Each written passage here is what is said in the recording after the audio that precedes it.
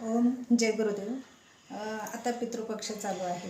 तर खूप लोकांना पितृदोष असतो. तर पितृदोष असल्याने काय होतं, तर पितृदोष ज्यांना असतो त्यांनी देवाची कितीही भक्ती केली तर ती तुमची भक्तीचं तुम्हाला फळ मिळत नसतं.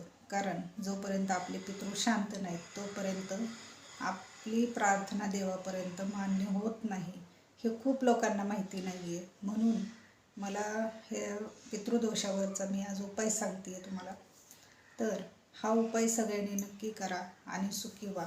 ज्यांना पितृदोष असतो त्यांच्या घरामध्ये सुख शांती नसते आणि देवाची भक्ती देवापर्यंत पोहोचत नाही. तुम्ही कितीही भक्ती करा.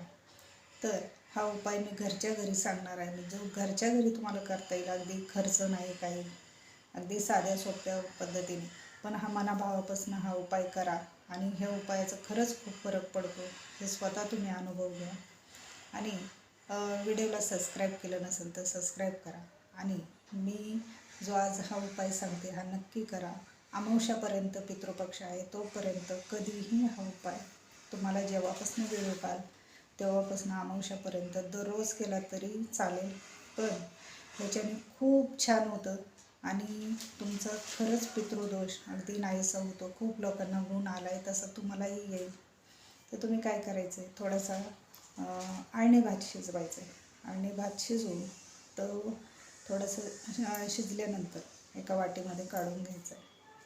काढून घ्यायचा, त्याच्यामध्ये थोडंसं एक चिमूटभर हळद टाकायची, एक चिमूटभर मीठ टाकायचं, थोडेसे काळे तीळ टाकायचे आणि 2च थेंब तूप टाकायचं आणि एक केळीचं पान आणायचं आणि केळीच्या पानामध्ये हे सगळं दुपारी 12 वाजायच्या आत जेव्हा ते सगळं तुम्ही भात जे वस्तू टाकलेत ते सगळे एकत्र करून गोळा करा.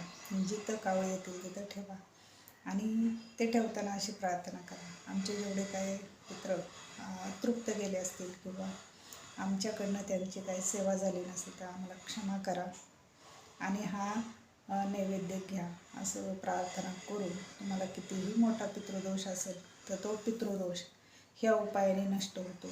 तर हा उपाय तुम्ही दररोज दुपारी 12च्या आत अमावस्यापर्यंत जर केला ह्या दिवसामध्ये तर खूप चांगलं फळ मिळतं. या उपायाने सुखी व्हा.